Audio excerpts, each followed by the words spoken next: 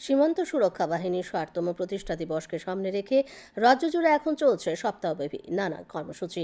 এর অঙ্গ হিসেবে ত্রিপুরা বিশ্ববিদ্যালয়ে আজ প্রদর্শিত হয়েছে বিভিন্ন অস্ত্রশস্ত্র। কিভাবে জওয়ানরা এই অস্ত্রশস্ত্র ব্যবহার করেন তা ছাত্রছাত্রীদের সামনে তুলে ধরা হয়। এছাড়া দেশের সুরক্ষায় জওয়ানরা কিভাবে কাজ করেন এ সম্পর্কেও অবগত করা হয়, দেখানো হয় চলচ্চিত্র। এ ধরনের কর্মসূচির জন্য জওয়ানদের অভিনন্দন জানান ত্রিপুরা বিশ্ববিদ্যালয় উপাচার্য ডক্টর গঙ্গাপ্রসাদ প্রসেন। এদিকে জেলা স্তরে চলছে স্কুল পড়ুয়াদের সীমান্ত পরিদর্শন। অনুষ্ঠানে তাৎপর্য ব্যাখ্যা করেন বাহিনীর প্রধান কার্যালয়ের ডেপুটি কমান্ডেন্ট দেবদত্ত বংশীবর। आप त्रिपुरा विश्वविद्यालय में हमारे जो युवक युवती हमारे विद्यार्थी हैं, उनको भी हमारे देश की सुरक्षा के प्रति बीएसएफ के द्वारा फिर किस तरह के हमारे हथियार आदि आदि इसका एक ज्ञान देना बहुत बड़ा आपका सोच है। इसलिए मैं आपको धन्यवाद देता हूं कि आपने अपना समय निकाला और हमारे विश्वविद्यालय में हमारे विद्यार्थी के फायदे के लिए, हमारे फायदे के लिए ये प्रयोजन किया, ये आयोजन किया।